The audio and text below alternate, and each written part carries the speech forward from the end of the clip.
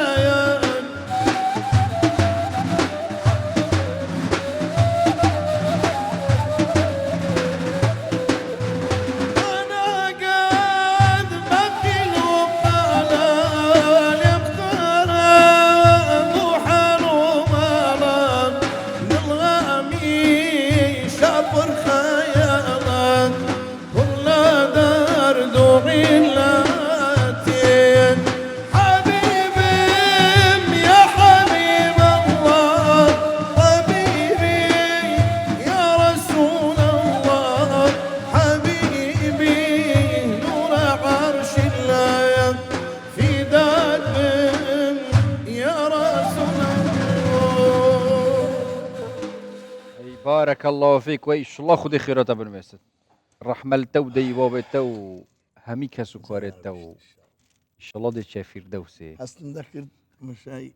كلماتها كانت شي كلمات ذاكر بس الشزوري تينا جيشتم سكا هورامي هوني سكا لكاتي او بيشكش كردني او ميوزيكا لا بلا سي سورة ما بس يعني شون اقر بلا سيدك ها لا دورة ودي على أي الصين بارك طبي الله. منيش اوها او زا خود دبوا او رشته چی بادینیت پیشکش کرد با سر خاطر سرکفتنا یانا ولسیا دهوکی سرکفتنا که مازن اردوانش دا تومار کرد ارد خوش دا تومار اي ما مستر بوارش معنى لا ان شاء الله ده ما مستاری بور تولتن دی وقت انا که خود حس کرد ان شاء الله خود خیرات بنوسن يلا باش بوار هرشي اره هم ده پشت هنگه بیجنی ورا ماشاء سر خاطر دهوکی و دهوکیا و ورزشوان دهوکی بسرودت بادینی جف شبه هبنا که خود حس کرد السلام علیکم و رحمت الله و برکاته ده هبد حقارتو جی کی بیجی اي طبعا دی کاتو صلاف که بادینی سر خاطر نه دهوکی ده او برنامه پیشکش که بادینی دی بخير اول منيه وبعدين يزور هاشتا چی بری ما مصاري بارت مش تجمعي أوي دكا أتلتيكو أو تيوتشينا أو كان كات يجوري وام صاني دي سنت مرشي أوي دكا تو باني يعني دوتشي دكا أم نم صاني هذه برديو الحمد لله أوه أويش بقوتها دي يلا باشين كده أو تقال جماعة ورشي باباتي بحسكين وي دست تدخوش بن دي كوبجة دي دهوكي باديني اخر اول منيه زور تشتكي بيجا هما تشبه يلا بنا لا تخش بي الله ايه رمضان يتقبل بي ان شاء الله فرلا خير وبركات بي والله لحنا كشف هذه نمو ايه تصدي خديش وراسي بد خديش وراسي بيت بيفيا سركفتنت مازنتر بو يانا فيا صار كفتني بو يعني دهوكي يانا ورزشي دهوكي يعني ورزشات دهوكي برف برنفيا جاما برا كندافي بردنا جاما كندا الله بچه بغير تقليدي باديني تنكر قربان إشلا خدي سركفتنت موازن هردم برسقي ملتي ما بكت دهوك هولير سليماني حلبچه زاخو رانية كلار كفري هیچ جدا هيك نينا سركفتنا افشاوه دهوكي جي تومار كريم سركفتنا همي كردستانيا همي دلي وانا بيخوش بي و إشلا برف سركفتنت موازنتر و دل خوش کرنت مازنتر و پاشیوا 13 وجا افشاوه همه ما هم صدست بکر خير وبركات اره والله هم کتینت نوا پاشیوا 13 دا و خود حدیث افشاوه جدید گلوه دابین و بابت جدا و گل ما مستای خود حس شواني فرلا خير وبركات ان شاء الله ان شاء الله هم سرودا بردوام دبين ايوش بردوام بن باش اشتا چی دیکه او جان. ابزانم جان دوستی شو قرآن خیندن من هبو که دوین شو تمام دوين شو بو اي دنيا دكتور جعفر ما لا دكتور جعفر والله راس ذكي مبروك. لبيرم اقول له شتم لبيرتي مش كد مشغولة بير بو ما مصري بو ري بير بوي ليت الشباب يعود يوما بير بو يا امن يعني ليت الشباب يعود يوما فاخبره بما فعل المشيب والله گنجی ده ست کا 4000 کینی چه او ده پیری جی اتک خود رزق ما بکتو عمری بدت ژاپن هم اوصا هر تشتكي دست بكو دبو هيك هي الا بتني خديتي نابت لا اله الا الله تنهاوي بمينيته الرب العالمين صار خوي ولا سروي خوي ذاتي باتش خوي ثم من بعد قوة ضعفا وشيبة بلوفوا أولي بتشوك باش بتشوشي توزق جورة دبي توزق دكوي تناو تمنك جنزاتي دواي خين جرماتي ثم من بعد قوة ضعفا وشيبة بهزي وبيرات چه پیرا میرد هیز نینه همین لا بهشتي هردري بسينا بهشتي لا بهشتي أولنية بيرينية همین قوي جام بيرينية نعمت خديه يا الله باشه هوا امش خود دست ببكين اتو لقل بابتي قرض وقسط واوشتانا كوي بوتي يعني شتكرين بقسط يا بقر شتكرين بقسط ما صار يبار بيدك يعني لا حول ولا قوة الا بالله شتكرين مثلا بقسط زور أو ملينيا حزناك امنيش حزن لينيا زارك باوشتت لو بريم فيش اوي دكتور بي دکتۆر خۆی حەز کردی شەفات گەلمەدا بە دکتۆری لە هەروێ ڕینشتێ پاشین کرد خێراتەوەیەکی یاڵا بڵاوبێت پاشین گەمەدات گەلوی بە منور دکتۆر عیماد گوانی ئەف شەفا خودی حەز کرد گەلمەد بە مامۆستای ئەنیم دکتۆر دیوارە ويش الله خدش ترازي أي ما شاء الله. السلام عليكم. وعليكم السلام. روناش خير قبولي بفرمي إن شاء الله. اللهم آمين. دكتور جان صحتك واقف. سلام زبيح خبره. عشان بقول بقى خدا لا تراز ما عندنا بني أخو. فارز إن شاء الله سربرز بني أخو. سركبتوب إن شاء الله بارك الله فيك. سلام. يلا قال أخوش حولي. ودان تان كردو وروناك تان كردو إن شاء الله روناكي الري بروتسوني بهشتان بقسمة. بارك الله فيكم أجمعين. اللهم آمين. نوفق إن شاء الله. دكتور. يا الله. بابات أمريكا هندا جارة أم توجد بين أم كابينات نافداش برطانجي وجيانونوكا.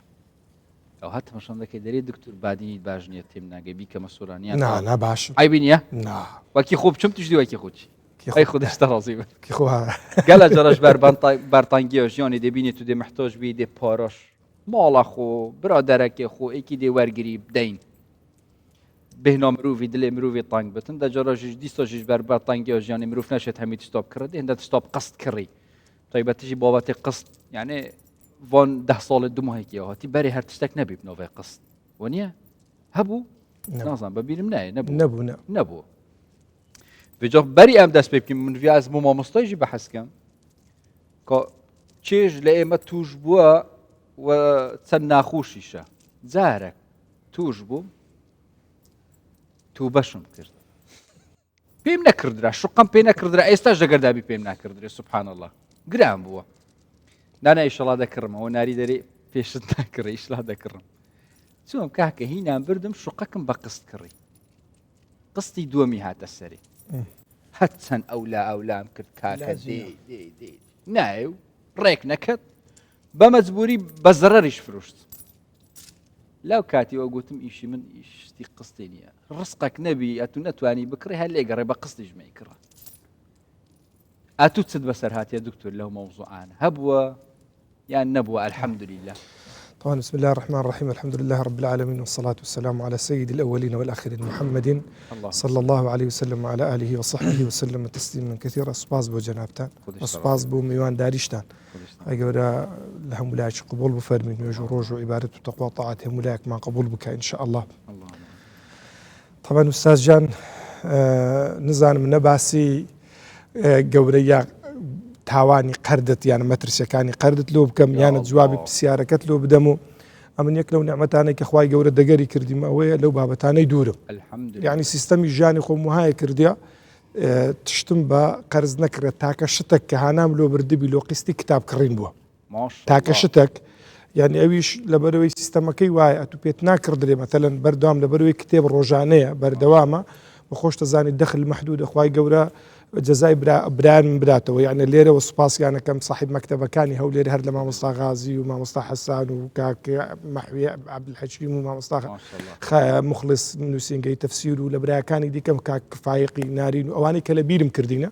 طبعا سباس يعني كم ليرة طبعا اجرناها نعمل او بابتانا نبرد يعني صراحه كتاب بقصة كرين اللي يعني كتاب بقصة كريه ما شاء الله يعني هو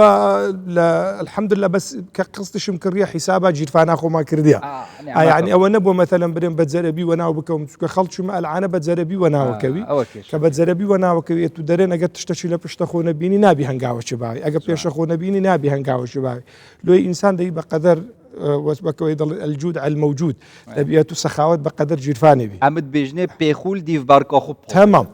زاب طبعا بالنسبة لبابتي أستاذ مسألة قرضدارية كلو بابتاني كلا إسلامتي براستي ما ترسيش يكزار زور قوريه وها النتيجة للدنيا ولا قيامتي النتيجة يكزار كارسات بارن مع الأسف لقل سايد بونو هاتني أو سيستما ليبرالية يعني نيو ليبرالية كواباسي أكري مثلا متغطرسة ياخذ استحاكم لدنيا سيستمي اقتصاديش كسيستمي رأسمالية لسر أساسي الربا ولسر أساسي قرض ولسر أساسي توسان نوي خلقاني بجيد فاني كسي برام بردام مزرعه إسلام ببيت شواني بنظرة إسلام تيروانيني إسلام لبومال تيروانيني أساسيات تيروانيني سربخوية تيروانيني تماشي مالك وكو وسيليك لو بختوري طبعا هر هەر پێغەمبەرێک هاتبی لە ناو کۆمەلگای لەوەی هاتی هەتاوکە و عادەت و دابوونەریت و تەقالیدانەی لە ناو کۆمەلگای کە ئەخراپن بیان گۆڕی لە خاتری ئەوەی کۆمەلگا بەرە و چاکتر و باشتر بڕوە. بەڵێ ماشاءالله تا دەستپێکێکە باش تا دەرگاکێ مۆزم بەکرد بەسیاش هەمیە مەترسیدار لە دەفمە بخۆ ئەو وەختی تەگوتی کە ئەس بەحسێ گونەهەوەی بکەم کە باسی ئەوەت کرد ئیتر ئەو پرسیارە دروست دەبێت ڕەنگە خەڵکیش ئەویان کەینێ قەردکردن گوناحە بۆ ئەوەی ئاگامان لێمان بیت تووشی هەڵەی گەورە نەبین لە ژیانمان ئیتر ژیانمان هەتا مردن خواتەمان بدا کارەساز سیارێکی جەوهەریە. طبعا ئوستاس پێغەمبەر عەلەیهی سەڵات وەسەلام کە هاتیە لە ناو کۆمەلگایەکی هاتیە ئەو کۆمەلگای کۆمەڵێک عادەت و تەقالید و دابوونەریتیان هەبوونی یەک لەو بابەتانە طبعا لە جانبی کۆمەڵایەتی لە جانبی فەرهەنگی لە جانبی سیاسی و بەڕێوەبردن و ئیدارە و لە جانبی اقتصادی یەک لەو عادەتانەی کە لە ناو مجتەمەعی عەرەبی باو بوو مەسئلەی قەرز و قەرزداری و ڕیبا و ئەو بابەتانە بوونی هەبووە. ئیسلام هات بە چەندەقەی کۆنکرێتی ئەو بابەتانە یەکلایی کردنەوە نەزڕە و تێڕوانینی ئیسلامەتی تەقدیم کرد لەو مەسئلەی قەرز و قەرزداری حرامی ناکا بە مطلقی ضبط و ڕەوابط ضوابطی لە بۆدانێت چونکە لۆ مەحالە ئینسان بتوانێت لە دنیاە بژی پێویستت بە خەڵکەچی دیکە نەبی ئەوە طبیعەتی ژیان وایە و پێویستت بە خەڵکەشت کەدەی بەس چی ڕێنماییتەکە لە خاتری ئەوەی کەنجی ئەت و قەرزەکەی وەچ وەختەش لە قەرزی خۆ ئەپارێزە. طبعا على العموم قەرز لە ئیسلامەتی شتێکی پەسەند نییە. ئیسلامەتی تەئیدی بەگشتی تەئیدی قەرز ناکە تەشجیعی قەرز ناکە. مەترسەکەت با پێ بڵێم درێژترین ئاەت لە قورئانی پیرۆزە خوای پەروەردیگار دەربارەی قەرزی ناتەخوارێ درێژترین ئاەت لە قورئانێ ئاەتی 282 سوورەتی بەقەرە خوای پەروەردیگار باسی قەرز و قەرزداری و شێوازی ڕێخستنی قەرز و کاتێک کە قەرزی ئەەکەی چۆن دەبی قەرزی بکەیت پێویستە دەبی بنووسی. خوای پەروەردیگارە فەرمی یا ئەیها الذین آمنوا إذا تداینتم بدین إلى أجل مسمى فاكتبوه ئەفەرمی ئەگەر بێت و قەرزتان لە وەختێکی وەرگرت بینووسن. خوای پەروەردیگارە فەرمی جا هەر دینارێک حتا ئەفەرمی گچکە بی یانە گەورە بی لە ناوەندی ئاەتەکەی ئەفەرمی بنووسن لۆ لە خاتری ئەوەی تووشی مشکلە نەبن لە خاتری ئەوەی مافی خەڵکەچی دیکە نەخۆن لە خاتری ئەوەی حەق بە دوای خاوەن حەق و خاوەن حەقی بگەڕێتەوە دوای خوای پەروەردیگار باسە کافرین با دوو شاهید بێن دابنیشن ئەگەر بێت و دوو پیاو بنەوە با دوو پیاو بن ئەگەر نەباژن و پیاوێک و دووژن بن لە خاتری ئەگەر یەکێک شتێکی لەبیر کرد بەبیر ئەوەی دیکە بینتەوە لێرە بابەتەکە چییە هەمووی دەمانەوێ ئەو درێژی ئاەتەکە دەلالەت بکات لەسەر شتێکی دەلالەتەکە لەسەر مەترسی بابەتەکەی کە دێنە خزمەت حەزرەتی ڕەسوول الله صلی الله تعالی علیه وسلم تەماشاکەی پێغەمبەری خوا صلی الله علیه وسلم تهدیداتی هەن لە ئەو کەسانەی کەوا دەمرن و قەرزدارن. دکتۆر بەس لێرە تخوا قەوسەکی گچکە بەێ ئەم ئاخفنەوتە پشەکر ببڕین هەندە بابەتی مەترسیدار و گونەهە و نەهیامەک لێ کردی گشتی یعنی نەهی جارێ نە بەس خوژێ دیر بێخین حتا پێغەمبەریشی اللهم صل علی محمد هەر دوکانێک دەچی دەفتەری دەینی هەیە هەر کەسێک دەچی لێ دەپرسی پێی بکرێ پێی نەکرێ قەرزاری ئەولا ئەولایە ئەوەندە باسی ڕیبا دەکرێ باسی دەین ناکرێ باسی قەرز ناکرێ بوو بەخۆی ئوستاس خیتابی ئیسلامی ئیشکالاتی تێدا هەیە سەراحەتەن من ناکرێ برێم وڵی خیتابەکە خیتابێکی پێرفێکتە یاخود مەسەلەن تەواو و کاملە تەماشاکە هەندێک جوزئیاتەنە تەرکیزیان خرایتە سەرێ هەندێک جوزئیاتی دیکە هەنە ئیهمالمان کردینە ئەوە شوای کردێ بۆی کەوا تەوازونێک دروست نەبی لە مەسائلی تەعاملکردن لەگە دەقەدینەکە تەماشای پێغەمبەری خوای بکە صلی الله علیه وسلم ئەفەرمی لە ڕۆژە قیامەتێ سێ دیوانەنە سێ سجل هەنە لە خزمەت خوای سێ سجل سجل لێکیان بەهی شێوەیەکی خوای پەروەردیگار لەوەی تێدا لێی خۆش نابی ئەو سجلەیە کە شرکی دەبوو خوای پەروەردیگار تێدا بڕیار برا ئەوە فەوتان ئەو فەوتای سجلێکی دیکە هەیە خوای پەروەردیگار دوو هەیە لێ خۆشبی ئەو سجلانە کە ئینسان گوناحێکی کردی بینی خۆی خوای پەروەردیگار ئەو گوناحانەی کە متعلقن بەخوای گوناحێکی دیکە سجلێکی دیکە هەیە کابرا لە قیامەت تێنا پڕیەتاوەکو محاسبەی لەسەر نەکری ئەوەیە کە حەقی عالەمی تێدا یا الله حق الناس لۆی پێغەمبەری خوا صلی الله تعالی علیه وسلم جابرە فەرمی لە بن کەعبەی مەیتیان هەموو جارێ دینا جەنازە لەکن مەقامی ئیبراهیمیان دادەنا ئێستاش هەروایە لە بەیتێ پێغەمبەری خوا صلی الله علیه وسلم دەهات جەنازە نوێژی لەسەرکردن فەرمی جەنازەیەک هات پێغەمبەری خوا صلی الله علیه وسلم بەناو عالەمی تێپەڕی هاتە سەر جەنازەکە ئاوڕەکی داوە فەرمی قەرزدارە یان نا وتیان یا ڕەسوڵ الله وەڵا 2 دینارە قەرزدارە فەرمی نوێژە لەسەر برای خۆ بکەن لەسەر صاحبی خۆ بکەن لەسەر ڕەفیقی خۆ بکەن قەتادە ئەڵێ چوومە خزمەت پێغەمبەری وتم یا ڕەسوڵ الله صلی الله علیه وسلم وەڵام لەو 2 دینارانە ئەدەمەوە فەرمووی یەڵا با نوێژی لەسەر بکەن نوێژی لەسەر کرد دەفەرمی ڕۆژە پاشتر تازە کابرای مردیو ڕۆژە پاشی جەنازەی پێغەمبەر گەیشتە من فەرمی 2 دینارەکانت چ لێکردن بینە زوو وتم یا ڕەسوڵ الله صلی الله علیه وسلم دوینێ کابرای مردو خۆش تا کەفنی زەرد نەبووە فەرمی 2 دینارەکانت چ لێکردن دەفەرمی بەخوا کە لە پێغەمبەری وە دوور کەتم چووم 2 دینارەکانم دام و دەمزانی وازم لێ ناینی ئەفەرمی ڕۆژە پاشتر گەیشتم و فەرمووی 2 دینارەکان چ لێ کردم گوتم یا رسول الله صلی الله عليه وسلم بەخوا 2 دینارەکانم داونەتەوە فەرمووی ئێستا صاحبەکەت ئیسراحەتی کردە لە ناو قەبری حتى پێغەمبەری خوا صلی الله عليه وسلم کابرا مردی لە مدینەی پێغەمبەری خوا صلی الله عليه وسلم چوویتە ماڵا کابرای فەرموویتی ئەو کابرای قەرزدارە ئەو کابرا ڕقەبەی متعلقە بە قەرزی کابرا گوتی یا رسول الله وەڵام منداڵەکان هەندێک پارەی هەنا ویستیتم پارەی لە مندارەکان سەرف بکەم تەماشای بکە پێغەمبەر فەرمی صلی الله عليه وسلم بڕۆ قەرزەکانی لێ بدۆ حتى ئەگەر بێت و مەصرفی منداڵە شەبی بڕۆ قەرزەکانی لێ بدۆ چونکە لە مەسیری قیامەتی ئەو کابرای قەلب معلقە بە يعني دکتور ئەگەر وابی کابراک حاشای لەو مەجلیسە مەشروب خۆرە یەک زیناکارە یەکەچی کوشتیە نازانم ئەوانە هەمووی حساباتیان دەست پێ دەکرێت بەڵام ئەوەی قەرزی کردبی و قەرزی لەسەربی ئەوە ڕاوستە لەوەی خەتەرتر یا الله پێغەمبەر فەرمی صلی الله تعالى عليه وسلم فەرمووی جارێک لەناو سەحابە بوو فەرمی ما شاء الله فەرمی سبحان الله چ ئەمرێکی بە شیدەت خوای پەروەردگار نازلی کرد فەرمیان چ بوو یا رسول الله فەرمووی کەسێک ئەگەر بێت و لە پێناو خوای پەروەردگار شەهید ببی کە خوا لە گوناحی خۆشە بی و یەکەم جار جێ خۆ بینی لە بەهەشتێ و ئەو شش ئەوە هەنە شش ینی پاداش خوا دایتە شەهیدی ناداتە کەسەکی دیکە سەرەڕای ئەو پاداشتانە پێغەمبەر فەرمووی ئەگەر جارێکە دیکە زیندی ببیت و جارێکە دیکە شەهید ببی لە پێناو خوای پەروەردگار جارێکە دیکە شەهید ببی زیندی ببیت و لە پێناو خوای پەروەردگار جل جلاله ئەگەر بێت و قەرزی عالەمی لەسەر من لێ ناگەڕێ بیستە بەهەشتێ حتى پێغەمبەر فەرمی صلی الله عليه وسلم خوای پەروەردگار دەگە صاحب قەرزی لە قیامەتی سڵحی لۆ ئەکا قەرزای لۆ ئەداتۆ حتا کابرای شەهید دەچێتە بەهەشتێ جا کابراشە چی تەماتە بە قەرز دینی ئەچی تەلەڤیزۆنی بە قەرز دینی ماڵی بە قەرز دینی ئەچی عومرەشەکە ئەچیتە حەجێش ئەچیتە حەجێش ئەبێ ئینسان بەڕاستی جارێکی ڕابوەستی تەماشای ژیانی خۆ بکە مادام هوسایە بابەت گەلێکێ بزەحمەتە بەس هەموو ئەم دا بزۆنی کەینێ بۆمان هەیە شت بە قەرز بکڕی جوانە وە کەینێ بۆمان نییە یعنی کەینێ حەلاڵە و کەینێ حەرام بەخۆی ئوستاز پێداویستەکانی ژیان ئەبن بە سێ جۆر ئەمە ضروریاتمان هەیە حاجیاتمان هەیە کەمالیاتمان هەیە ضروریات چیە ئەو تشتانەیە کە ئەگەر بێت و نەبی ئینسان ناژی نانە ئاوا ئەو بابەتانە ئەو بابەتێکن حاجیات چییە ئەوەیە کە ئەگەر بێت و نەبی ژیان زەحمەتە بی ئەگوزەرێ تۆ سیارە ئەگەر بێت و نەدبی لە ماڵێ ژیانە گوزەرێ بەڵام زەحمەتە باشە خانی ئەگەر بێت و نەدبی ژیانە گوزەرێ بەڵام لە کرێچیایەتی و لەو دوێ زەحمەتە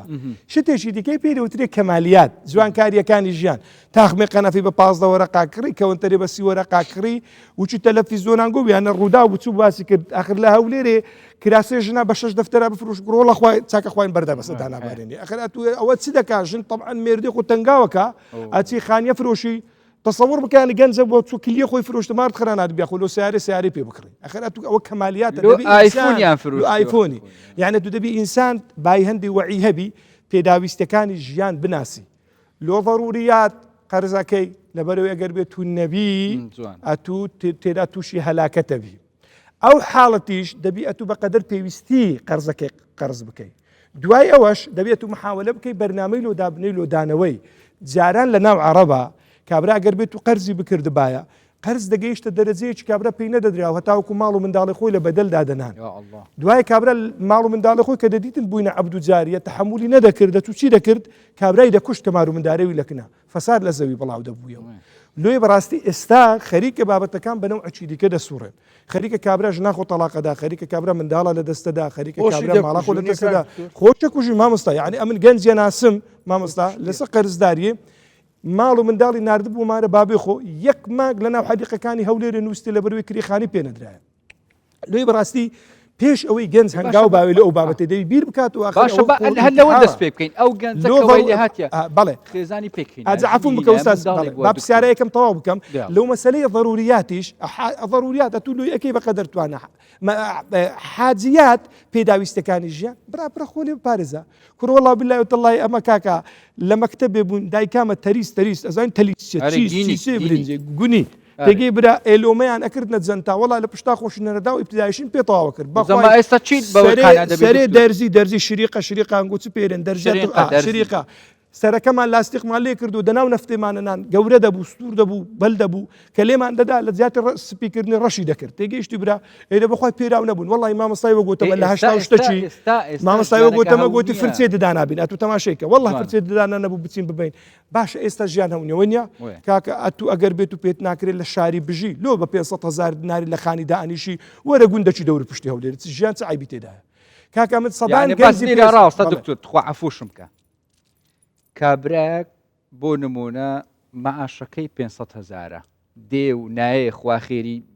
ئەوانش نەنووسی کە تەخیرەکەن ئەو تەیف سامیش بەو ڕەمەزانی ئینشەڵا دڵی نەرم بی جارێکی دیکەەوە هات تاخیر نەبی و تازە دەست پێ دەکەن مەعاشی 500-600,000 کرێخانیشی 300,000 ێ بە 300,000 کوو بژی فەقیرە یعنی گوناحە لە شاری بژی یان دەبی بستە گوندی تەماشێکە بەخۆی ئینسان دەبی ئەولەویاتی ژیانی خۆ بزانی هەندێک کەس هەیە لە هاروبەتەری تەماش ئەکان بالملانێ و منافەسە و چاولێکەری ژیانی خۆ وێرانەکە ئوستاز ئینسان ژیان مەرحەلەیە هەندێک جارە ئەتو دەی بە مەرحەلە بێناو ژیان تەماشێکە کابرایەک ئەگەر بێت و 300,000 دینار 500,000 دیناری آخر 300,000 دیناریە دەیەکرێ کاکە من ڕۆژ لە خودبێ باسم کرد گوتم هەر کەسێک لە توڵی ژیانی خۆی کرێتی ئینسانێکی فاشلە برادر هاتن گوتیان مامۆستا تو دڵێ فاشلی و گوناحباری ناتو گوتیانە من ئینسانێکی مامۆستا تو کۆ قسەی دەکەی گوتم بابە دەبی کابرا بەرنامەی لۆ خۆدا بنێ ئەتو لەسەرە تو ئەوەیە ڕازیبوون بە فەقیریە ڕازیبوون ئیبن حەزمە فەرمی ڕازیبوون بە فەقیریە لە قەدەر نییە قەدەر نییە تو ئیلا دەبی فەقیر بی لە ژیان دەبی هەوڵ بدەیت دەبی محاولە بکەی خوددا جەل لە جەلال و یاساکانی ژیانی داناینە کاکە من زۆر جارەوارە مەگەنجا دەرم لە جێیەکی فاشل بێ و جێبەجێ بێ خۆ ئەتودارنی لەوێشین بووی بڕۆ جێیەکی دیکە ئەتو محاولە بکە کاکە ئوستاز ئەمن کابراایەکەم مەلایەتیم لە گوندا دەست پێ کردیا ئێدە بەخوای لە گوندەچی بووی مەخوا شاهیدە شەو هەبووە من منداڵی خۆم بردینە مزگەوتێ لە ترسیەوەی نەبادە با سەری خانی ببە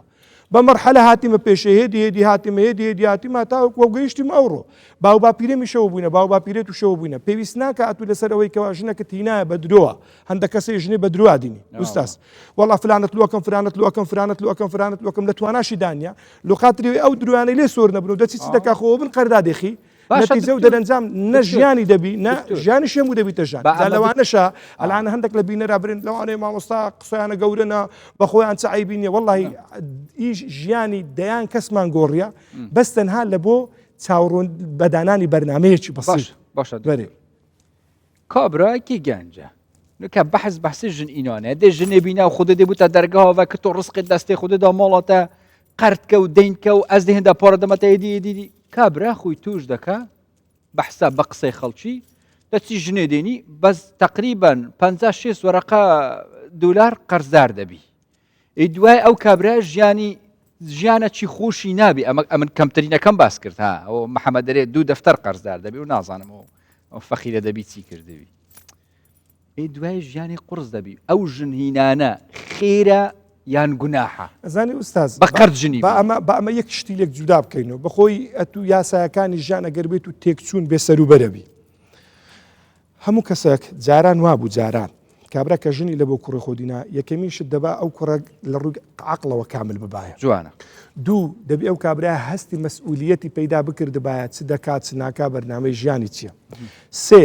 دەبی کابرا پێشە خۆ ببینی هەنجی هەنگاو باوێ چوار مامۆستا کە دەرێن کاکە جان ئەگەر بێت و ئێوە خوای پەروەردگار لە قورئانی ئەفەرمی ئەگەر بێت و فەقیر بن خوای پەروەردگار دەوڵەمەندانەکە یغنیکم الله من فضله بەڵام یغنیکم الله من فضله لە چێت لە دەرەنجامی ئەوەی کە ئەتو ئەگەر بێت و شتێکی حازرایی تەبی بەپێی ئەو زمانەی کەوە ئەتوو هەنگاوی لە بۆ داوی ئەمن تەئیدی ئەوەی ناکەم گەنجێک ئەگەر بێت و هیچ ئیستعدادەت چی نەبی وەڵا کاکە جان دەی خۆ بەتەمای ئینسان خۆ بەتەمای خوای بەجێ بێری بڕوا بکە ئیعتقادی کامل هەبی خوا ئینسانی زایع ناکە بەڵام هەر خوداش ژیانی وا دانای ئەسباب و مسبباتە قانونی ئەسباب و مسببات لە دنیای حاکمە کاکە دەبی خۆل و حازر بکەی و خاتری ئەوەی تووشی کارەسات نەبی ئەمن دەڵێمە تو با محاولە بکە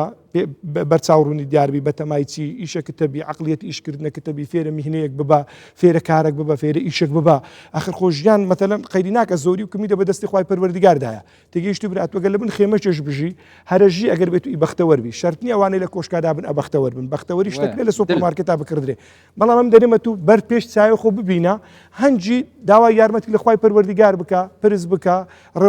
ڕۆنیە کرد بە هەبی هەنجی خۆ لێ بدە ئەتو ئێ باش ئەبرێت چوویمە برا کابرا هەبوو ئەمن هاتیتەکنە من گوتیتی مامۆستا والله وبالله وتالله سەلاجەم سۆتای ئەمن دینارەکنە سەلاجێ پێ چاپ بکەم لە ڕێی برادرێکی وچیت و مامۆستا و فلانی تەلەفۆنمان لۆ کردە تەسە لازەچیان لۆکردن دوای کابرا ژنی مارە کردێت چوویمە بەس ئەوە پێدرێن مش لەعانە پەیدا بوویەتی پێرن تشتێک پەیدا بوو سفرە و تشتی ڕازینەوە مشمشە چیە وەڵڵا باهی 50 وەرەقەی ئەتوو ئەخر کابرا چی سفرەی لەسەر ئەوەی شرینە منیەکە مشمشە بەڕاستی یەک لەو هۆکارانەی کە لە عالەمی شکاندیە مارە عالەمی کاول کردێت چاولێکەریە بابە دەبی ئینسانێک لۆخۆ بژی هەموو کەسێک ژیانی تایبەتی خۆی هەیە ئەوەی بەکەلکە تو دێ مەرزنە بەکەلکە من بێ ئوستاز ئەوە بە ئەو قسەیە ئەو بیکە نەسیحەت بۆ ئەو خەڵکە مەسەلەن کابرا دەڵێ هەیە دەڵێ ئەمن حەزم لێ نییە ئەمن کابراایکی گچکە بم لە ناو خەڵکی پارەت چییە قڕێژۆ دەستەوە ئەزێ سەرفکم بۆ ڕۆژێکێ پشتی هینگێ دەکەفتە بندەینەوە بەخوا ئوستاز هەر کەسێک لە ژیان بەرنامەی نەبی ژیان یاسایە ڕحمی بە کەس ناکە ئەوە قاعیدەیە لە ژیان یاسای تایبەتی خۆینە لەسەر کەسیش ڕناوەستی دەیان عقل و دەیان تاجیر و دەیان خوبەڕا ئەوانە تێچوو ژیان هەر بەردەوامە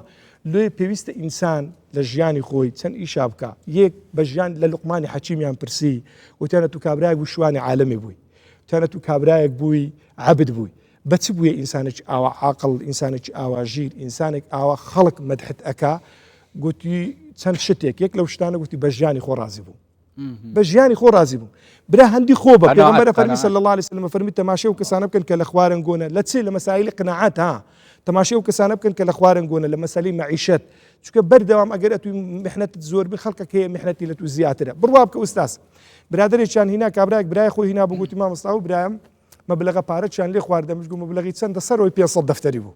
گوتی معاملەی قەرد و چتیواتە کابراایەک پێی کردو و پارەکە ڕۆیشتە گوتی هەندێک نەسیحەت و ئامۆژگاری و سەبر و تەحەمبول ئەو بابەتانە ئەمیش بەخۆ نەبووم بڕێک دەفع بووم لە بەرەوی دەفع بووم سەراحەتەن یعنی زگم پێسووتایەت و کابراایەکی پیاوێکی محتەرەم پیاوێکی ڕێک و پێک پیاوێکی خانەدان تووشی ئەو بازاڕە بیخر لەبەرچێ گوتم برایە من ئەگەر ئەتو ئەو پارەت دانابە لە ماڵێ مانجێ 20 وەرەقەت بخواردبایە هەموو مانجێ 20 وەرەقە بەبێ ئەوەی هیچ ئیشی تێدا بکەین گوتمە برادرێکی تخوا لێک دو بزانە بای چەند دەبیت تەسەوەر بکە بای 380 ساڵی بوو 380 ساڵ کابرا دانیشتبایە پارەی بخواردبایە یعنی نەوەی یەکەم و دووەم و سێم و چارەم و پێنج زیل بەو پارەی بەڕێوە دەچوون 20 وەرەقە 2000 دلار مانجێ کەواتە ئوستاز مەسئلەکە لە چییە مەسئلەکە هەمومان دەرێن بابێ ئەلعانە خەڵک تووشی چ بووە تووشی فۆبیای سەریع دەورەمەندی بووە تەماشا ئاکا کوڕێ فران کەسی دۆجی وێ ڕۆجی وێ فلانەی وێ فلانەی وێ لە بازاری سیارش باش طبعا هەندین پرسیاری لە هاتینە ئوستاز تێگەیشتی یعنی لەناو قەزیە و چێشە و بابەتی وا دابووینە ئێ باشە ژنێ ئەتوازانی مێردێت و معاش 500,000 دینار ئاخر دایکا من ئەتو چ معقولە جلچە دووبارە دەبەنەکەی خۆ تو ژنە ئەدنا پەرلەمانەکەنی بری وەڵای 4 سارم دەوام کردیا یەک جلکی دووبارەشم دەبەنە کردیا ئاخر هەندێک بابەت هێنە ئوستاز پێویستە ئینسان هەندی خۆ بژی پێویستە ئینسان یعنی محاولە بکە ئوستاز ئەگەر بێت و پارەم نەبی تەماتیل و چخۆم کاکە گۆشتی ناخۆم ناخۆم ئەمن مەرحەلەیە هەندێک جارە وەڵڵی کاکە ئەمە بەخۆ مەرحەلەی بەسەرداتی جاری وەها بووە والله بما ممكن 20 ڕۆژ تێپەڕیبی ئینسانی گۆشت نەکڕیبی ئایبی تێدانی ئوستاز مەرحەلەیە ناوەڵڵی دکتور والله کابرای ڕوومادی هات بۆ شەقڵای برێت چەندی قەردار بوو پارەی گۆشتی 500 ملیۆنی 500 ملیۆنە تو پارێ کاڕ و بەرخ و گۆشتی قەرزدار چکارە ساتەکە دکتۆر شتێکت پێ بڵێن بەخوای دیارە ئەتو زۆرت لە ناو دڵیدایە ئەو ماوزوعە دیارە کێشەی خەڵکی زۆری ئوستاز کابرای دوکاندار ئەتە باما بچینە نێو بازرگانەکان کابرا بازرگانە دوکانی هەیە جملەتی ئەویش بە جملە دەداتە خەڵکی بژنەی کت و کوم نوکایەوە لێ هۆتی بدەیندنە خەلکی بدەین بازرگانێت مەزن وەرگرن بێژن هەکە دەین نەبت بازار نینە ئەس چ بکەم خەلک دێتە دەفمن کابن وێسە ئەز چمە دەفیدی دەبێژمێ کابن وێسە ئەە هوسایە هەکە دەین نەبت دێ بازار ڕاوەست ئوستاز بابەتەکە مەخۆی مۆزوعەکەی ئەو هاتە لێ هاتی هەموو بەدوو ڕبحی فاحیشدا ئەگەڕێن ئەمە بەدوو سەریع دەوڵەمەندبوونی سەریعدا ئەگەڕێن بابەتەکە کێشەکە لەوەیە دوکاندارە تاجیرە بازرگانە هەمووی لە دوای ئەوەیە بەدووما بەسێ سارە بە 4 سارە ببیتە صاحبی هەموو تشتەشی ئەمن دەڵێم قەیدی ناکە قەرز شتێکی واردە ئەتیادیشە بەڵام ئەتوو ضرورە کابراایەک ئەتوو دوکانداری کە ئەزانی کابراایکی عائیلەشی فەقیری گەیشتە 5 ملیۆن شتیلۆ چ دێ کاکە ڕاگرە تێگەیشت ئوستاز کابرا هاتی تەکرە من گوتی مامۆستا لە خوتبەی باز بکە کابرا چوویتە عومڕەی پارەی دایتە عومڕەی نەهاتێ بداتۆ من ئێ کابراایە دەڵێ پێی دەڵێم هاوارەکەم دەڵێ باشەیەک دقە دکتۆر تخوا عەفوم کە یعنی زوو ئەس ئاخفناتات بڕم کابراایەکی دەین لەسەر هەبن حرامە بچتە عومڕێ والله علەما پێ رازی نینە دەفەرمن ئیلا بە ئیزنی ئەو کابرای نەبی کە قەرزی لەسەرە دەرەن دەبی ئیلا بە ئیزنەوی بێگەنە کابرا مەئجور نابی ئەمە کابرایە کەیە لە مەلا عومەری دوکاندارە کوڕێکی زۆر محتەرەمە خوای پەروەردگار موفەقی بکە ئینشاءڵڵا هات دەفتەری پێشاندام گوتی مامۆستا ئەو دەفتەر قەردار نەوێ بینی گوتم بڵێ گوتی ئەوانە تەلەفۆنم لۆ کردیت و نەیاندایت و لە پشتم نووسێ لە بەرامبەر نووسیتم لۆ قیامەتێ وەرە پێغەمبەر لە پێغەمبەر عەلەیهی سەڵات وسەلام فەرمووی ئەزانن مفلیس چێ بە سەحابەیان گوت يا رسول الله والله مفلس لك نما وكسي بارو دينار درمينا لك نما شروين وندري كابراي مفلسه مفلسه امتي من اونيه مفلسه امتي من اوكسي كل الرجع قيامتي دي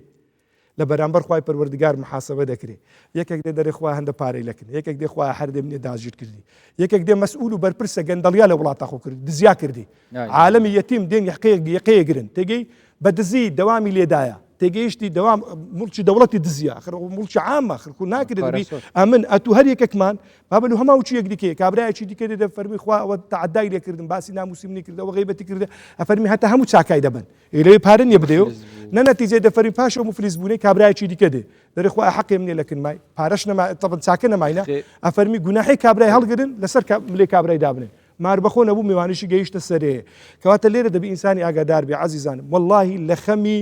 لە خەمی گەنجانم لە خەمی عائیلەم لە خەمی ئەو برابەر ڕێزانەمە کە خۆیان تووشی قەرز کردە برادەر هەبووە دیتیتم گوتیتی مامۆستا ئەگەر بێت و 40 ملیۆن دۆلاری قەرزدار نەبم خەوم لێ ناکەوی ئێ باش ئەیگە سبەینێ مردی ئەیگە سبەینێ مردی توێ حزور خوای پەروەردگار چ دەکەی کو جوابی خوایە بوویتە خو لەکن هەندێک طبعا بوویتە خو ئوستاز لێ بەڕاستی کابرا هەیە خۆی بە جلکاوە گرتە کابرا موبایل آخر ئەتوەرە پێم درێ گەنجی بەڕێز موبایلی ئایفۆن پێبی وەڵڵاهی شخصیەتت نەبی بە هەزار ئایفۆنی بە هەزار کابرا هەیە زۆر جار ئەو قسەیەکەم دەرم کابرا هەیە لەسەر دەبدەبێ دابنیشی ناتەقی هەندەی سووکە وەڵڵاهی با سیارە ئاخر مۆدیلی شوێ بی هەر ئەو زەلامەیە والله ئەگەر بێت و ئایفۆن توێنی فافۆن پێبی هەر ئەو زەلامە گەیشتی قەدر و قیمەتە ئینسانە دەگەی ئینسانی دایە تێگەیشتی برا پێویستە ئەتوو قەدری لە خۆ دابنەی ئەتوو شت بە واستەی تو قەدر وەربگری نەک ئەتوو بە واستەی تشتی قەدر وەربگری ئەوە هێشتا هەر باسی قسمانەر نەکرد ئەو بەس باسی قەردیە بەس ئەوەی بینی خەڵک و بازرگانەکانە دیسانەوە جەماعەت بەم دەڵێن تخوا دیسان لی تەکیدکەوە کەینی حەڵاڵە کەینی حەرامە کەینی حەڵاڵ ئەو کاتەی کە ئینسان پێویستە لە بۆ ضەروریاتی حەیات بەقەدەر توانا چونکە ئیمامی عەلی قسەیەکی جوانی هەیە دەفەرمی ئاگات لێبی خۆت لە قەرزداریە بپارێزە لەبەرەوەی قەرز غەمی شەوێ پشت شکاندنی ڕۆژێ و غەمی شەوێ تێگەی ئەتو شەوێ خەما پێواخۆ ڕۆژێش لە پێغەمبەری خوا صلی الله علیه وسلم دوعایا کردن دەی فەرمووی یا ڕەبی خدا لە قەرزداریم بپارێزی گوتیان یا رسول الله لە بە چەندە دوعاکەی فەرمووی چکە کابرا قەرزدارگە تووشی قەرزەی بوو دوای تووشی دروابی وعداشەدا وعدەشی بە خلافەدا کەواتە صفەتی منافقاشی لێ دێنەجێ کەواتە لێ ئەو کاتانەی کە ئەتوو پێداویستێکی ضروریت هەیە حیات وای لێ کردی مەتەڵەن کابرا عەمەلیاتێکی لە پێشە ناچارە بەس دەبی طریقەکانی دیکە بەکاربینی لۆ خاتری ئەوەی کابرا تووشی ئەو قەردەی نەبی تەماشەیکە ئەگەر هیچ چارەت نەبوو هانای لە بۆ دەبێت بەس کە هانات لەبەر محاولە بکە تووشی کۆمەڵێک بابەتانە بی یەک تووشی قەردی ڕیبەوی مەبە ئەو بانقانەی کە ئێستا تشتی ئەدەن دوو تووشی ئەو قەردە بێمەعنایانە مەبە کە ئەلعانە کارتا بە قەرز دین و سیارە بە قەرز دینن یعنی معقول نییە لە هیچ دەوڵەتی دنیای نیسبەی ربح نسبەی یعنی ناگەتە 25 و 30 و 40 تشتواتە لێرە ئاخرتێ ئەپەڕین لۆ 30 و 40 تشتواتە کاکە یعنی کارە ساتە ئەگەر نا محاولە بکە ئەگەر لۆ ضروراتێکی زۆر ضروری نەبوو خۆت لە مەسەلەی قەرزان مەدە ئەگەر ضروریش بووی ضرورەتی حیاتوات لێ دەکا ئەوش پێویستە پرس بە دووسێ ئینسانی عاقڵ بکەی و هەروەها بەرنامەچش دابنێ لە بۆ دانەوەی لۆ خاتری ئەوەی ژیانت تاڵ نەکا و ژیانت وێران نەکە ئەم بەحسێ وان کەسۆ بکەین ئەوێت بدەین هۆری کۆریۆ خەلکی بکەن ئەمن پێویستیم بە 100 دلارە چیە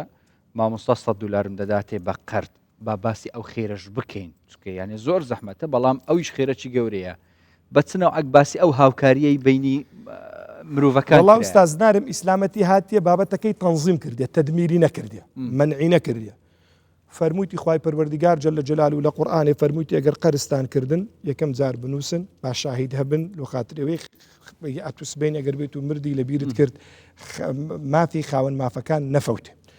دوو لە قورئانی مەبدەئەکی دیکەی دانایە فەرموویتی ئەگەر بێت و ئێوە خەڵکێک قەرزداری ئێوە بوو کابرا نەیبوو وإن كان ذو عسرة فنظيرة إلى ميسرة أجر بيتو كابراك بوهات أتودت زاني كابراك قردارة وشي سيستمي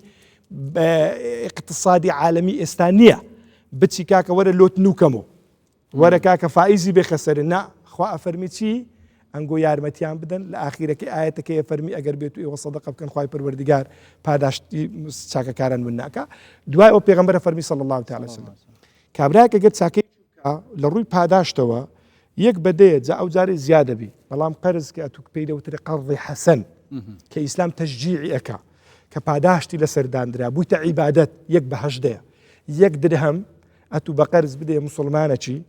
بەس مسلمانەکەش خۆ بێتام نەکات دوایە تەلەفۆنە لەسەر کابرای هەر نەگری پێگەی ئاگەما بە کابرای بکە چونکە کابرای هەبووە کێشەی گەورە لەسەر ئەوە دروست بووی لە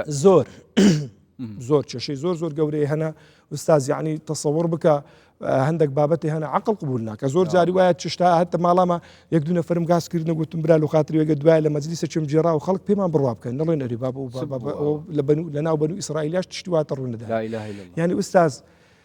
تەسەوڕ بکە خەڵک ئەگەر بێت و بە پێی منهەجی خوای بڕوا بە هیچ شێوەیەکی ئەتوو تووشی ئەو حاڵەتانە نابێت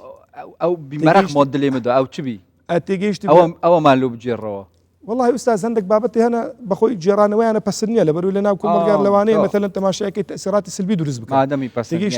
بەس مەثەلەن ئەمن وەک باسم کرد ئێستایەک لەو بابەتانەی کە جێ ئەسەفە مەثەلەن تەماشەم کردیە جێ ئەسەف بووە یعنی کابرا هەبووە چووە مەثەلەن ژنی هینایە باشە ژنی هینایە ژنی بە قەرز هینایە ماری بە قەرزدانایە طبعا دەبی ئەتوو ئینسانی عاقڵ یاسایەکەی لە ژیان ئەگەر شتێک احتیمالی سەتایەک بدەبێت و حیسابی لۆ بکەی يعني تتصور بك أتو لإيشكتي تصور بك إيش نما تصور بك وضعي السياسي تيكتشو من كابرا هبوا أستاذ لما الله دانش تبوين برادرك موبايلي هنا هذا قلت ما مستوى برادرك لدبي رفيقين أو سيارة ب 6 مليون دولار أو سيارة ب 5 مليون دولار أو يختا بنازم 10 مليون دولار قلت براي برزم أدخلوا إنسان أنا بدور بقرا قلت له ما مستوى قلت عزيزم بخوي سياسة واقتصاد دورو يقدراون بقدر أويك استقرار السياسي هبي استقرار اقتصادي أبي بقدر أويك استقرار السياسي نبو استقرار السياسي ستيكتي الآن منطقة دنيا بعام شرقي أوسط بالذات لاستقرار السياسي لو دبي كابراي عاقل خل معاملاتي جورة بباريس حتى باش 2030 أو بابتنا نبي مبارك بخيت بازار كابرا قلت والله ما مستندركم لدا بايد مليون دولار هذا دفتر قلت والله قبل جوي براي خوتكي أجر بجوي براي خوتكي سحبك تصور بك براكي وي باش فتريش قلت ما مستخوات زاخير دات وقال بيت وتنا قول بس تو شمال ويراني دبوين هموما صاحبي كرديتو بس قلتي معامله ديكي هوين يستا قلتي لنا والله تاني ديكي دري خريج محكمه كردنا تاو كشتشي لدس كابرا بين دري كاتا ابي انساني عقل بتايبتي بازرقان تاجير اتو لو يقرا استاذ 100 دولار و 200 دولار سنين وحلبن اتو كابراك 100 دولار قرض دار بيد بستكن مسلمانه شيداتو بس اتو ورا بيم اورو كابرا تليفوني كرد يقول ما دكتور امنيش بقت حزمي يخون باسي وفاران اورو كابرا تليفوني كرد يقول ما درست من زكاتي بدم براي اخوي قلتم له قلت ما برام تن دفتر قرض دار بيتو لسر معامله لنا زاني توش بوا يباشا كاك زكاتي بيناتي خوي باتو ناكري مثلا كابرا 1000 دفتر و 500 دفتر و 800 دفتر و 900 دفتر قرضدار بيتو لسه زكاه فقيره كابرا بتي زكاه لوبدات لو براس دبي انساني عقل يا قدار بي خو لسه تشتا باريس لو خاطري توش او مال ويراني نبي يك بجاني خوي رازي بي دو خو معامله حرام بباريزي بتايبتي الربا والله استاذ كابرا هبوا لا مجتمعي من لوكم رجايا كامل تيداش خواشا ايدا كابرا بوا وضعي باش بوا انسان شريكو بيك بوا صاحب من دالي خوي بوا صاحب خاني بوا صاحب سياره بوا كابرا تسوى لبنك باري راتش شايا لو خاطرو سياري بقوري معاملتي بيبكا با سطح حفت زياده سطح حفت والله كابرا استا جني طلاق دا لا اله الا الله مالي سوتا دعمي سياري كرت كابرا مفلسه قرض داره توش مال ويراني بوا خاني فروشت استا كريتيا بخوشي ودقو هموي لو قرض حسابك لا اله الا الله لو بيوست انسان براستي بجاني خوي رازي بي خالي سيم وكوتايش والله جانا ونديناني جانا ونديناني تساولي كريم مكه كاكا لو خود بجا توازد تساولي كريم بينا جنا فراني كراسك دبدا فران كسي سارك ويا شو مشكله يمنا شو مشكله يمنا امن اقربت بدنا عينيك الى ما متعنا ها استاذ بيوست انسان بجاني خوي رازي بي اي بارك الله فيك سلام كنت دابا خوش رينك هي خدش ترازي ما قصبك والله دقه قصب مريم زوريا كنيمه بس هو دقه نمرت والله خارا ناوي جواز يعني بس مش يكا انيا بقران قصبي ديك خوش النبي عراقي والله راض بجد قلا بخيرات يا قلا خوش حال من افشبت تقل ما برز بي دنيا كامتان ان خذي شاء الله خيرات بالنسبة يا ربي بارك الله فيك بارك الله فيك امدي البرنامج باشي قال بينرات بردامين اسم سپاسیا دکتوری تکینی ان شاء الله خدای خیرای بنویسد بس زیده هاش خوابن بخوای اوی دکتور بس کس اولا تدانی پیوستید با قصبه چه کاکا قصبه چی بخو تو پیوز نکا کاکا دانش همشت چی بخو كون ترى- نظام استارنگ خرج بري ادي لو باسي فلان وفلان اشتي ناكن كاكا او الدكتور بخوا باس تاكا بس عادي كي باسي بري كون تراسي ورقه لوتيا حتى وكو حتى منزل لسه بردابون شي وزوره بتعمل لذت بون وشي كون تربونه البنزا ورقه بو اندومي وبيتزا بوبجي ونزان وتشلان كان والله ان شاء الله خذ استرازي بدك قالت رازي الزهير دات يا رب ما تشافديجي دو بحسي مزقفته مازنا سليمانيه كري مزقوتي قوره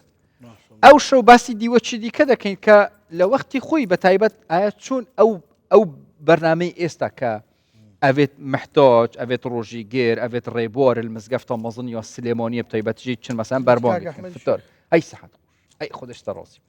وقتی خو بانگوازی بو خلکی طيبت جهات يدان او برنامه هات يدان که حتی نو کجی بردامه برنامج هل السر زماني كاك احمد الشيخ ده خير وحسنه خارن نو کجی و طيبت جی رمضان دا بو 500 کس و زیادتر فتارت تحاضر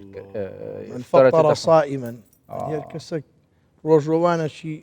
روجي في الشيني كانما وكوي بروجي بوا وجا هم سردم برکا چابیه او نوکه چاوه و خارن حاضر کرم طيبت جی دا ام بچین السليمانيه ببینی یا الله ان شاء الله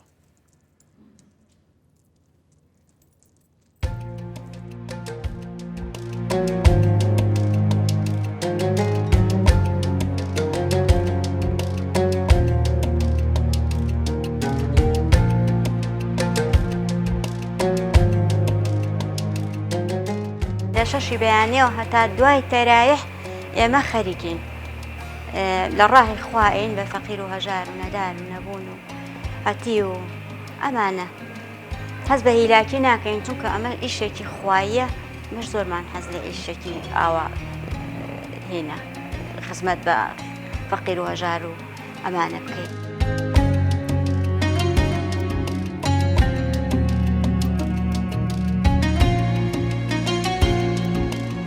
هەز بە شەکەت و ماندێتی ناکەم کە بەم تەمەنەوە بە ڕۆژوم لە بەیانەوە هەتا شەو ناوەستم بەس کە سەیرەکەم خەڵکە لە دەستم ئەخوا و ئیستیفای لێیەکە من خۆشحاڵم بەو کاتانە.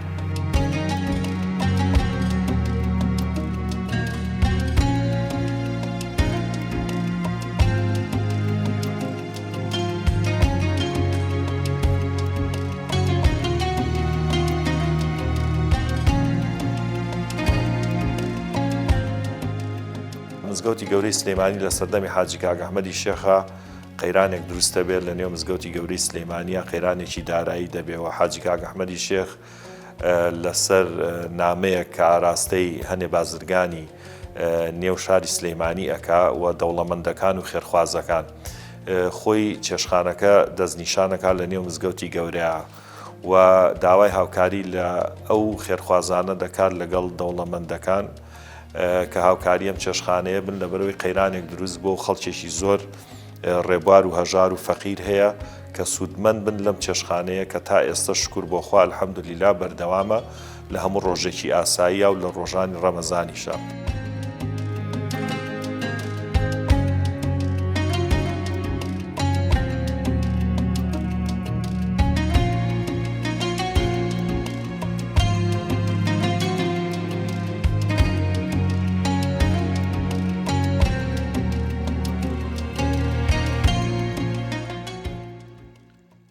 ان شاء الله خذ خير وانا بنفست او ما مصري بوري مشغول بي كوداج تدخل قلتي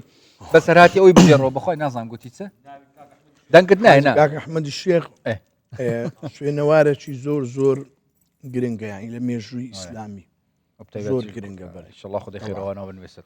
زيكيت خير وبركة قرنق زياتر يعني وخدمة الشجوان بس تحكي مزقفت نبس تنيبون نفيجيكي هذه شي نفيجيكي جهه قرآن خواندنيا جهه خير وخيرات جهه دیتنه جهه چهار سرکردنا پرزگریکا جهه موعظه جهه درس و دروسا جهه علمیه سندها نابينايتي ده نابيناه محافظ قرآنا ان شاء الله خذ خير وانا بنبس رجانا او الدوري قرآن ده كانوا ولا بيه دیۆش گرنگ نییە ئەرێ وەڵڵی ڕۆژانە. نعمەتە خودەیە ئەو هەموو چەند قورئان پێداویستی خوێندن و قورئانش تایبەت بەرکەوێت. خام پێداویستی تایبەت ماشەڵڵا هەر کەسیش دێتن ئەوجە هەر دینەک و هەر ئایدە لەوە جیاو فکرێکی هەبی دێ نانی خۆی دەخۆ و دەڕۆ حەقی نییە بچین جۆرەگەمژی بچین بچین ئەمە چوی مۆڵەت چوی مەوە شوێنان چوینە بەس نانم لەوێ نەخواردێ وەڵا آه. کو بوو نانەکە خۆشە بەرەکەتە نعمەتە خودەیە الحەمدلله ڕۆژگار ئەوەی قەپات کە ئەگەر نە بەخوای دێمە کۆنتترۆلی ها دەیاڵە خوا خێرە بنووسی مامۆستا ڕێبوار ئەوانە بی گەل مامۆستا من جارێ توندی تون نا سەرەتای پێشەوەی بەرنامەی دەست پێ بکەم ئاگام لێ نەبوو ئایا دکتور لێرە دانیشت بوو یان نەچکە تاریکە دەرێ لێرە ئەم ماڵێکین دەنگە دەنگ دروست دەبی ئەم دەنگم بەرزەکەم و ئەڵڵا حازر بنەوەوانە نەتزین لەوێ نازانم ئێستاش نەمزانێ ئا لەوێ بوویان ئێستا ئەگەر لەوێ بی دەرێەوە چیەوە ولو یاڵڵا ئەتگەل مامۆستامان نەداشتی ئەف شەبە لە سەرەتاش باسم کرد کە دەبووە بە بادینی سر و دەکرد بگوت بە هەر نەتگوت نەتگوت بە هەورامی لەو سەری چووە ئەو سەری بێجا مادەم دانەگوت برۆدەرێکی عزیز مامۆستا میوانێکی ڕەفع سوک میوانەکەی ڕەحسفک ئیدیاڵە تو میوانەکە ڕوح سفک میوانی مەدەبی دیاڵە کیە مامۆستا بێوار هەرکی یا الله باکەرم کافەر یا الله مامۆستا بێوەرگیان هەی ماشەڵڵا هەی ماشەڵڵا دەڕاستی ڕابنی جەم نەوەر نەوەر هەرە وڵڵا پۆڕۆس سنەتە ئەو شادێگەرم کەم بادی نییە وای سەرێ من وعليكم السلام شێخی گەورە باشی الله وبركاته قوربان دەف مامۆستای دانیشتە باشن جەماعەت دەست ئەسکری ڕێنم فێرێ كيفاته بلو جماعات بيجن والله ينزل كيف کەرم کافر لا لا بلو بين ئای خودشتە ڕازی بیت لا الله ده هناك شيء خير وبركة إن شاء الله امن اسلامي وانا مديه تقصتان يا بقول بخير بقربان سلامت يا رب وي ان شاء الله خذي خيرات من ويسد ما أجمعين إن شاء مصطفى الله. ماڵی خۆیتی ما مصطفى بيوار هركي في دنجة تايبات خذي حسك دياب شبات قال ما داود ما مصطفى بيوار خذش ترازي ما انا من روزان كنت كنجي الكردستاني كنجي مكة ومدينة هندي بينا والله ما مصطفى بینم والله ما شاء الله هي دەستە بيك شوێنی دەستە شوێنی زۆر تایبەتی شەوزەکە والله بيكو تشينا قد عمرتا پێکەوە بووینە بەس وەکو برێن تایبەتی ئابەز ئیشاءالله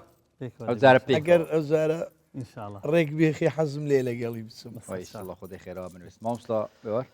سڵاوێک فێنکتر لە شنەی دەریاو الله بۆن خۆشتر لە شاگوڵ و ڕەیحانە الله لە نیوە شەوی ڕەمەزانە الله لەگەڵ ئەو برا ئازیز و دەموچاوە نورانیانە الله با بڕژێ بەسەر بینەری ئەم کەناڵە جوانە وي خذش ترازي بتمام ما مصطفى بيوري والله تەماشەوانێت خۆشەوی ئەم گەلک پێ خۆشحاڵین کو ئەم ئەف شەوە میوانین هەلبەتام خوب میوان حسێب ناکەین مال مولوية ئەم خۆدان مالین مال مولوية ئەو کوینە ئەو ڕەشمالە بجا ڕەشمالە اقدار ما مصطفى بيوري بكو ناس نوبي هركي هر برادرك ما بيفكر خلاص زۆر ئەمنی ئەوە کردی ئەوڕۆ ئەوە ئەگام لێ بوو بە زمانی ئەوەی دەویست ئەمنەوە بکە بە زمانی بادینی دەیزانانی من زۆر شارەزایمی دەیگوت دەویست ئیحراز ئەوە مامۆستا بێوار هات با دەست پێ بکە بادینێکی پێشکەش دەکا و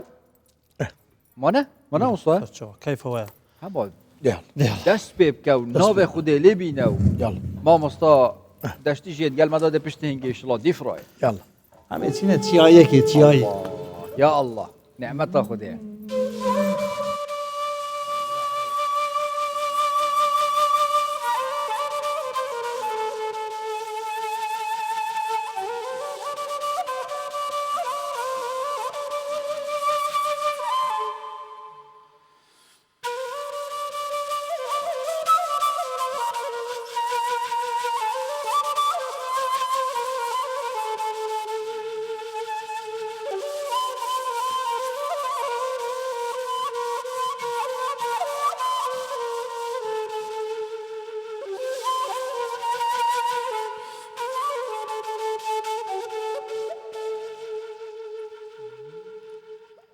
چەندیت گەڕێ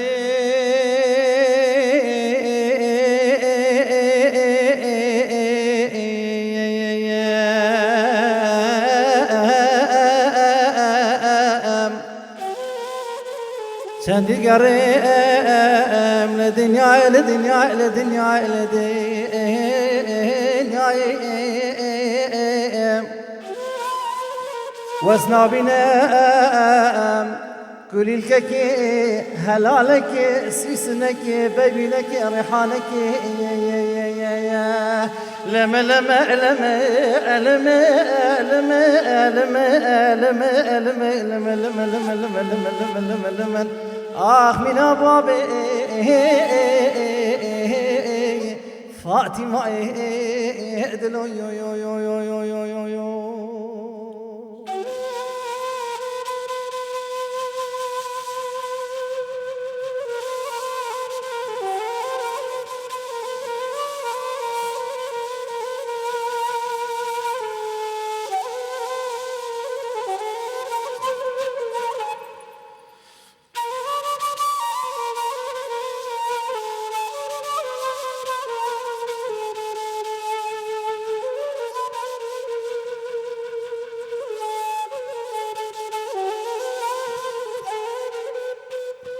مقو وايدلو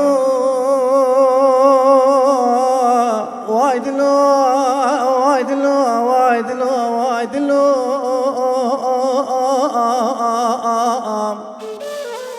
غريبا دلو عودلو دلو ربنو دلو دلو دلو دلو جدري قلا مدينة قبا كسكن بابي فاطمة بريدارو تجيكلو يو درام مراد مقصد ما بستان لمتي يار يار يار يار يار يار يار يار يار يار تنقل مدينة أجي بابي زينب وفاطمة يا أمان أمان أمان أمان أمان أمان أمان أمان يا دنيا المعضل خديم بآخر زمان كسلين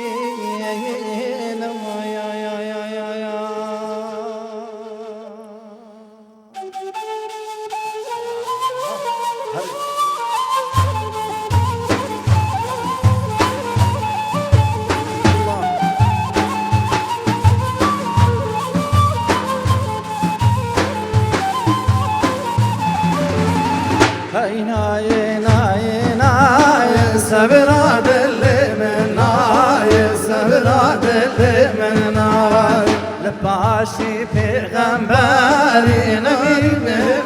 دنیای بکسب دنیای درد دل گرانا ای بیچاره درمانا ای بیچاره درمان پیغمبر رون یاشا مرهم ما صبرنا مرهم ما صبرنا هرنا ينا ينا صبر دل مننا صبر دل مننا صوت بابو حلاند عشق باب فاطمه عشق باب فاطمه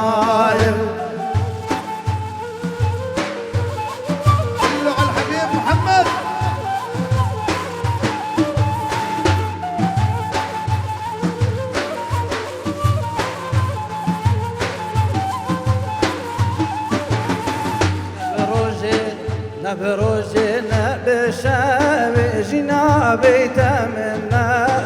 جينا بيتمنى بيدك مجارك تبين مشخا تبين مشخا هينا هينا هينا سبنا دل مناي سبنا دل مناي لباشي بغمبري غايب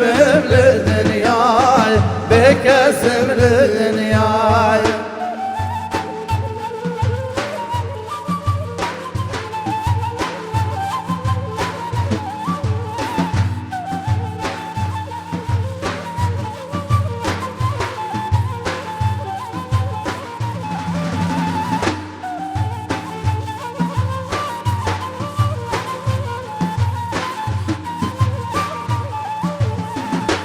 مهدي أمتي أمتي غرباتي أمتي غرباتي شافعي قنه بارا للرجا قيامات للرجا قيامات هر ناي ناي ناي سبراد اللي من ناي سبراد اللي من ناي بحاجي بغنباري أمين من الدنيا أسبك السير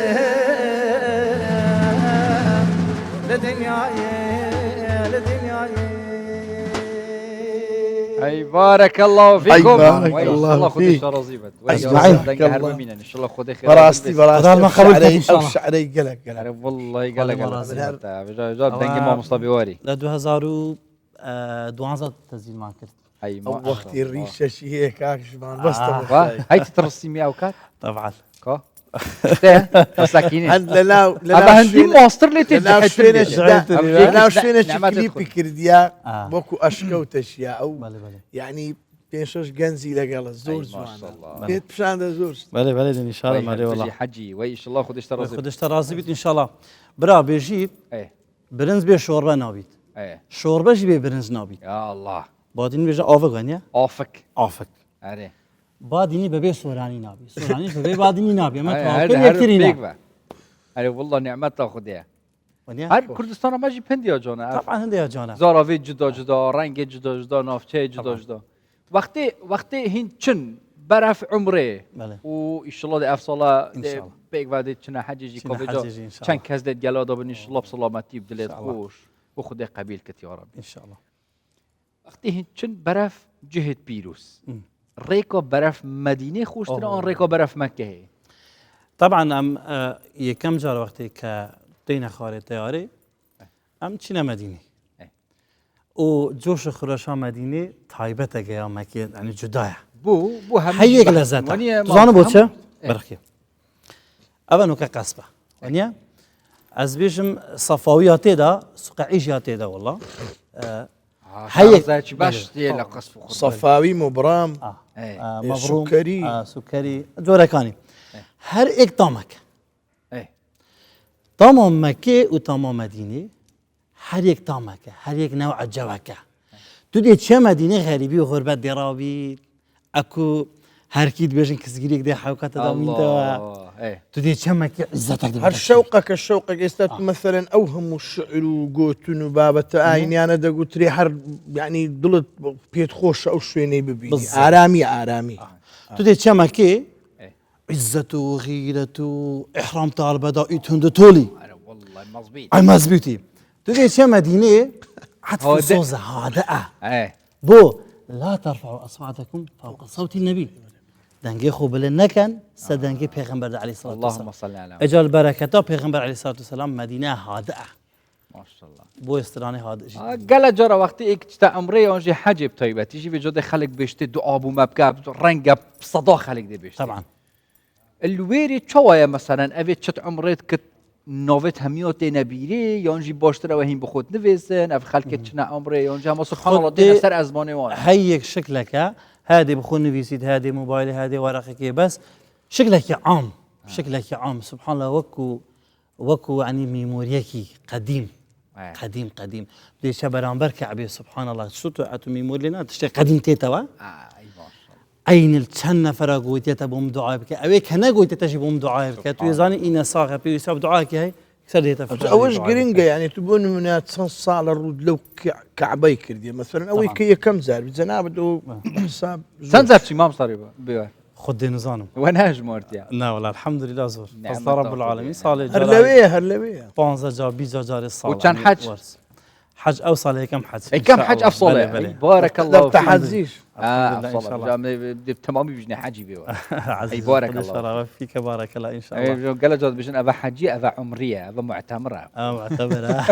ان شاء الله خذ استرازيبه اي بارك الله خذ ما قبيلك ان شاء الله تعالى امين شرط قبيل كنا طبعا الويري مثلا قال جرى اف كردت ما هو صوت تشجن تشظلام وحتى جنجي بطيبه تيجي في جالويري بو بظن خلق كردي الويري هنجل كت كردي جيت قال خود بن قال جرى لنا الحرمي حتى خلق دي شغلات مسقفته بيغمبري اللهم صل على محمد في جوب جل كت كردي تشنات نوف وان جهت بيروز دا تعامل خلقی بتایبەتی خلقی سعودیه بخود قال وارد اوید ساجل کت کردی قال جراهین کنه بر چد بیژن بله طبعا بشوازي كي قشتي بعتوز بكين سوراني باشا صار خاطر ما صار خاطر ما مصاب طبيعي بشوازي كي قشتي كومالك ملتان لوين دري دبيندري وجود يعني هي كومال جلوبر كومال عرف وعادات وهر جلوبرجو بيجو كساعتي خوي هي لوي للاي بابلي اوانك حرم كان بريو دبن حرمين جلوبرگی کردیش یکی که لو جلوبرگانه که پیگو کساعتی خوانه او جلوبرگه کساعتی داتا خودی کسکش که خودی پلیسا که زور رزیده گری یا الله یعنی خلق ولادان دی که زور رزیده گرن یعنی کرد الویری پلیت یکم دانه اوید کو هاده و سرخو پاکجی اگر جلکیت کردی کنه بخو پلی کم دانه ماشاءالله اگر جلکیت کردی کنه بخو راستی حقیقتا يعني خلق هم جركي جوانا عندك بس بو جواني دي شكلات جاكري دي رسمات جاكري عندك جي هاي يكسر صلاح الدين الايوبي وفلان في صار احفاد صلاح الدين الايوبي يكسر بيجدم اهلا ما تاخذ ايه بجاهين هردو بيغبا مايكت خوراكم خير اخو خير اخو افا امتشوين ام ديتشينا مكه ومدينه وطلع البدر وعلينا هندمو ما بيجن بيدن جت تايبت وهكا بشتهين جت قال پیوت عربی سورانی و بادینی جیب کناتی ده هشت نعمت خودیه کو امام صبی وقت والله كيف والله نعمت خودیه يلا طلع على البدر يلا صبروا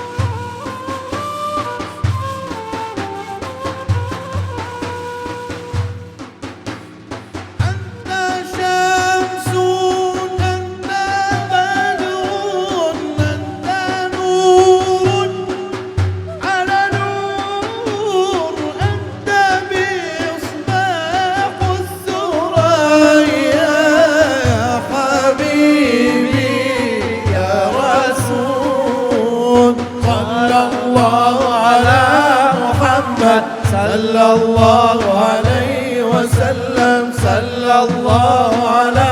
محمد صلى الله عليه وسلم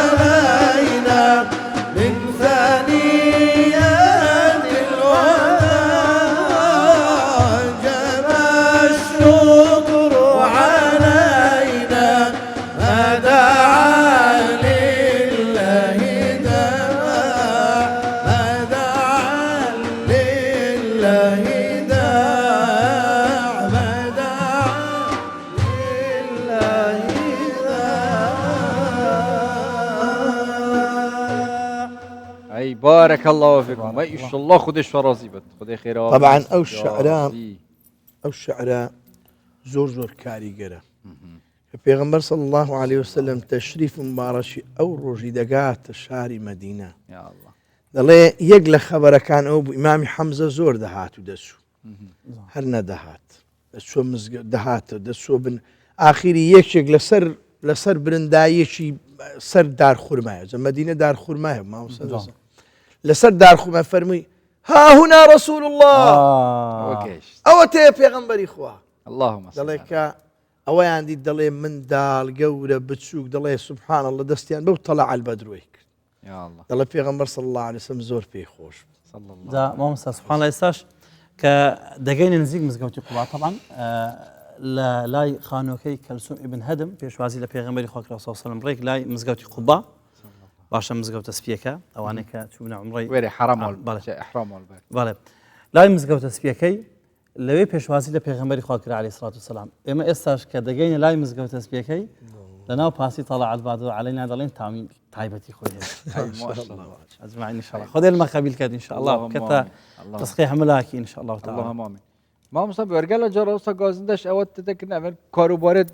معتمره بريفات بن وجا جرا جيرود بن يعني قال جرا جلدي في موعد خوني نكباشا وازا يعني مثلا وقت موعد بو هندكات تدرون وقت خود شنوت وقت خود زورنا فيان جي برزجري كان انا برزجري كابو شي هنا والله طبيعي خلق حمله دار ياخذ خان كومبانيا دناسيت خلق لو انا هيلي فروكواني نناسي اما موعده كان اما بدس خوماني اما بخلقي خومانوت دائما هيلي فروكواني بدس فروكواني طبعا اجنبي ترك لهم بوان عراقيه بغداد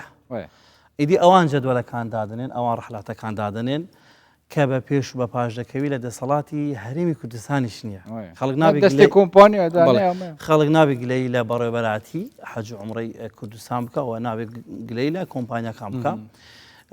خودي او كم كورتيانه كلوين هاش خلق حقي خويتي قلي بكات لخودي كومبانيا اجل كومبانيا كم ترخم به براستي خلق حقي خويتي ولا بروي باري صرف كردو وال بابات الطيبات جي الويري مانو رابي نورين شنو خارنو و خارنوانا كاروبارت وانا هیچ وقت کن پیش وقت یعنی وقت طبعا نه پیش وقت لازم ام پیش وقت بری ام بچین ام حاضریت خوب بکن ما شاء الله نباشه بری حسبه يملو هاور هبي ونيا يعني اگر او نمونه لروي بينران طبعا اكو تشبيه انسان برلا خودي كردارك دبي اماده كاري بك ابو اوي لا ايشو كاركدا ايشو كاركاني خوي بجواني مازن ترين جروب تاع بربن وتاع بريفا بربت كان كازبينه بيك وين تشوبن والله نجي ديار كري همي قوفهن نا والله جرى هي والله اوصاله مابزانم جروبي كم بصتو 15 نفر بو ما شاء الله والله رمضان هيدي كان جيتشن خذها حسكت ان شاء الله يا الله شموي ان شاء الله اقفروك راس بك شموي بريده كون درس 15 رمضان 16 رمضان ان شاء الله اخوي يقرب قسمت يعني ليله القدر وحتى جشن ان شاء الله ده بينو دعاء بو يوبو بينا دعاء بمنكن ان شاء الله ان شاء الله قلنا ان شاء الله ان شاء الله ما كان مجبرنا كان ان شاء الله ان شاء الله ان شاء الله خذ هذا لمليتي دعاء كده انا وقت الويري خذ حسك التلفون ان شاء الله لباب ملتزم بريلكاتي جيشتي باب ملتزم لوين ردبونينيا دركي كعبي مصطفى ورتو دي بوما تشتكي حاضر كي تشتكي تويبات ودي بيشكش كي ودي بدو ما هيك ام از خاطر خو خازم يا ماي بوتا في جو بلا بيشش دقيقه باش تدي تشي بس تشتي تويبات يعني تشتي نوي بلا ان شاء الله ريك كافتين خلاص هي بارك الله فيك باشي فام سيز ديجي ما بيشكش كر افشه و ان شاء الله ما بيك وشيابت قال دكتور عمادي كود قال ما ضبط قال ما مستاد قال ما مستا بوارجي مشيوت خدمته كربت و دعاء بو بخو كسو كارت خو هما مرد بن دعاء ده هكا و پارنه بن هی نشن مرد بن بس دعاء هما ازمانه و پهنکا دویه کم بجین هما مرد بن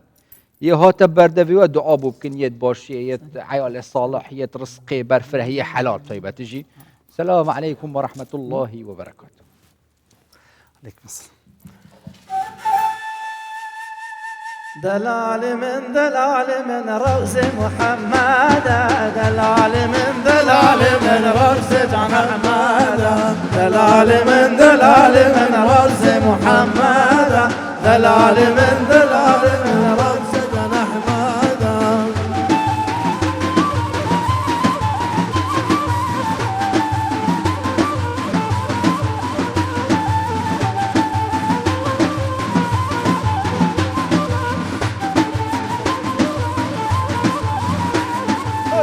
دستور قلانا فقلا ورز محمدا دستور قلانا فقلا ورز جان أحمدا دلال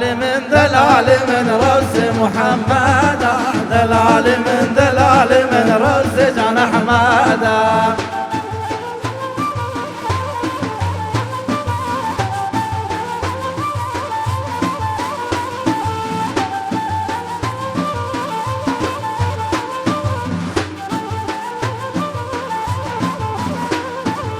درمان همی دردا ورز محمدا در بازار کامدا ورز محمدا تو درمان همی دردا ورز محمدا در بازار کامدا ورز محمدا ای دلال من ورز محمدا دلال من ورز جان احمدا دلال من ورز محمدا دلال من ورز جان احمدا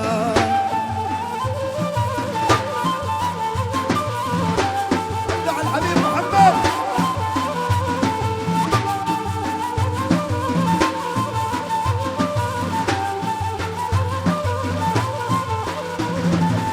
ساكنة آخر دردا ورز محمدا ساكنة آخر دردا ورز جان أحمدا دلال من ورز محمدا دلال من ورز جان أحمدا أي دستور قلانا فقلا ورز محمدا السنادم بابو برا ورز جان أحمدا دلال من ورز محمدا دلال من ورز جان أحمدا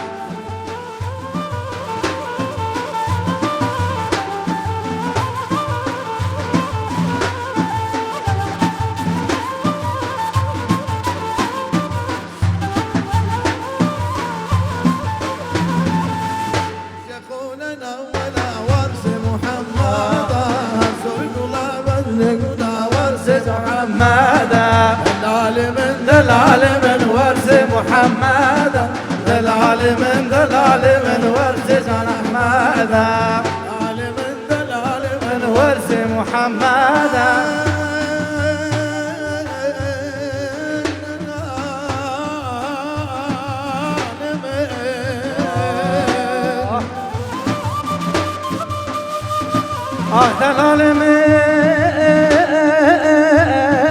دلال من الروز محمدا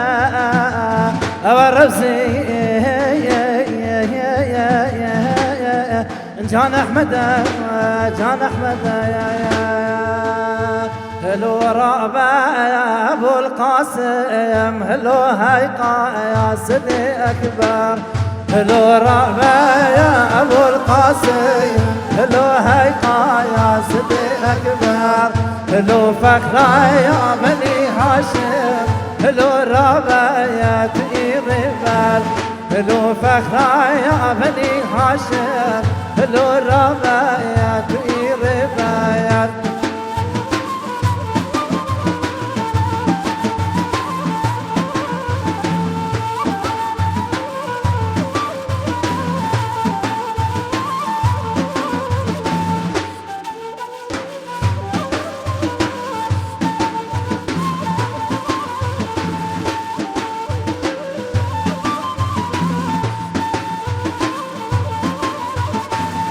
إمام أي أنبيائي توي القرآن خداني توي إمام أي أنبيائي توي القرآن خداني توي شفاني أمتي توي يا ساقي حوزة كوثر هلو رابع أبو القاسم هلو هيقا يا سيدي أكبر هلو فخرة يا بني هاشم هلو رابع يا تقير بال هلو فخرة يا بني هاشم هلو رابع يا تقير بال